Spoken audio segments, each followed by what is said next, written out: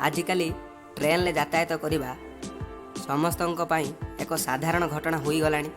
किंतु किछि लोकंक मनरे एक संदेह बेले बेले आसे जे जदि चलुवा ट्रेन ले ड्राइवर शुई पड़ती ताहले कौन घटिबो।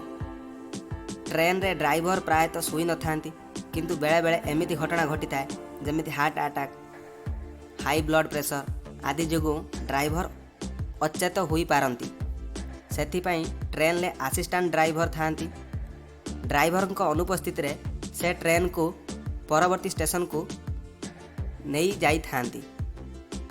किंतु मनरे प्रश्न उठे, जदि दुई जन जाक ड्राइवर और असिस्टेंट अचेत होई गले बा अनुपस्थित रहिले ताहले कौन ट्रेन दुर्घटनाग्रस्त होई जिवो। एपरी होई न थाए। एही परिस्थिति को एड़ाइबा पाई एक स्वतंत्र व्यवस्था करा जाइछि। सेथिपाई इंजिन रे एक जंत्र लगा जाइछि। जदि किछि निर्दिष्ट समय मध्यरे इंजिन रे किछि परिवर्तन हुए नाही ताहाले ट्रेन रो इमरजेंसी ब्रेक ऑटोमेटिक लागी जाए, फल ट्रेन रही जाए।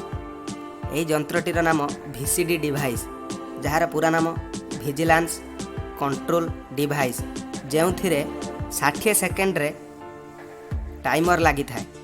जदि 60 सेकेंड पर्यंत ड्राइवर किंबा असिस्टेंट किछि काम करिले नाही, जेपरि ट्रेन लो हॉर्न बजाइबा, ब्रेक लगाइबा, स्पीड बढ़ाइबा और कमाइबा, ताहले 60 सेकेंड पर 8 सेकेंड पाई एक लाइट जली थाए।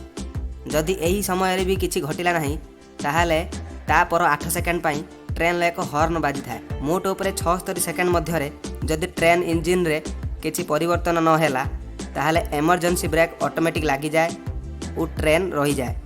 तेणु आपण माने निश्चित रुहंतु, ड्राइवर मानक अनुपस्थित रे मध्य ट्रेन दुर्घटना घटिवार संभावना बहुत कम थाए। यही फैक्ट आगुरी जानिथिले कि नहीं, कमेंट बॉक्स में निश्चय जणातु।